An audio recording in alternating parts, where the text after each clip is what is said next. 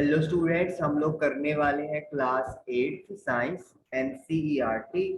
Chapter is reproduction in animals. चलिए start करते हैं। तो आज हमारा फर्स्ट टॉपिक है विविपेरस एंड ओविपेरस एनिमल्स।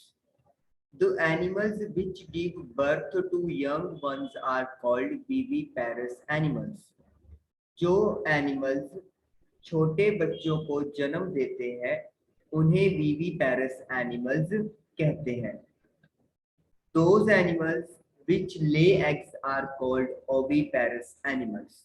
जबकि जो जानवर एग्स देते हैं, अंडे देते हैं और उसके बाद उनमें से बच्चा निकलता है बॉडी के बाहर, उसे हम लोग ओविपेरस एनिमल्स बोलेंगे।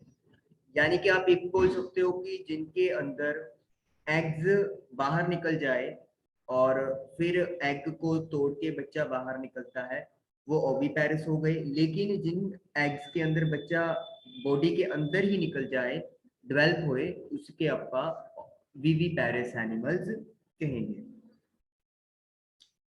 The eggs of a few animals are easy to observe because their mothers lay them outside their bodies। कुछ जानवरों के एग्स को देखना बहुत आसान है क्योंकि उनकी मदर्स उनको अपनी बॉडी से बाहर अंडे देती हैं। These are examples of oviparous animals और ये oviparous animals की एग्जाम्पल है।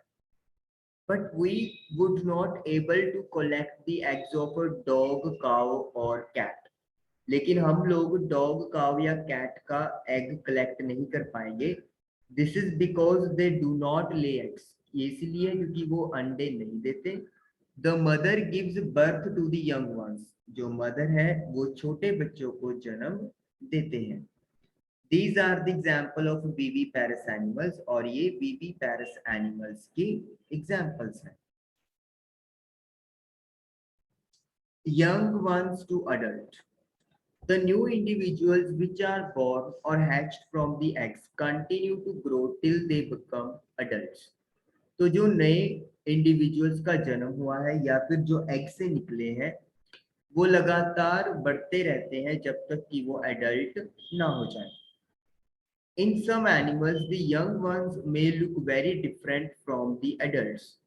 कुछ जानवरों में जो छोटे बच्चे होते हैं वो जब अडल्ट हो जाते हैं उनसे वो बहुत अलग दिखते हैं। Recall the life cycle of the silk worm. तो सिल्क वॉर्म की लाइफ साइकिल को याद करें। पहले एग होता है, फिर नेक्स्ट स्ट्रक्चर जो बनता है उसे लार्वा बोलते हैं, जो एग से निकलता है, या उसे कैटरपिलर भी कहा जाता है। फिर प्यूपा में डेवलपमेंट होती है और फिर फुल साइज में यानी एडल्ट में आ जाता है। Frog is another such example. डड्डू ऐसी एक और एग्जाम्पल है।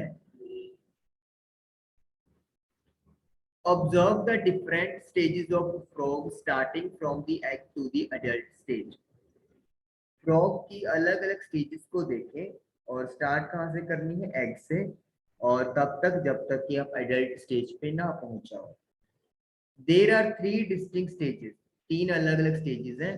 कौन कौन सी है? एग, देन टैडपोल, जिसको लार्वा भी बोल सकते हैं, यानी कि एग से जस्ट निकल के मिलने वाला first structure, and adult. The tadpoles look so different from the adults। जो tadpoles होते हैं वो adult से बहुत ज़्यादा different दिखते हैं। Can you imagine that these tadpoles would someday become frogs? क्या आप ये सोच सकते हैं कि ये tadpoles किसी दिन frogs बन जाएंगे?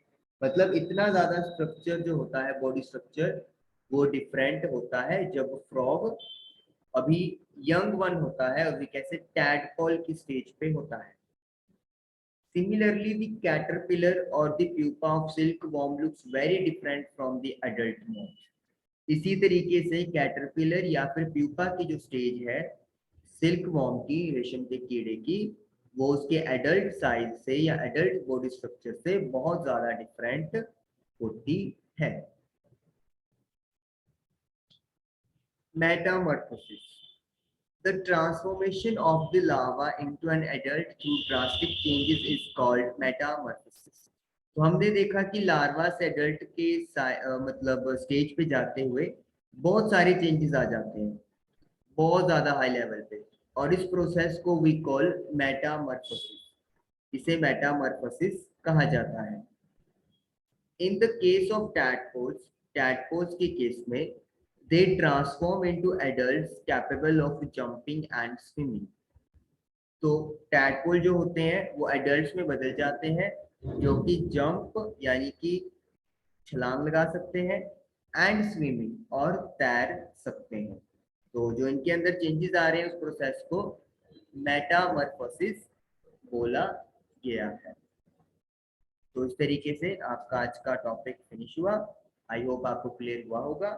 Thank you for watching the video.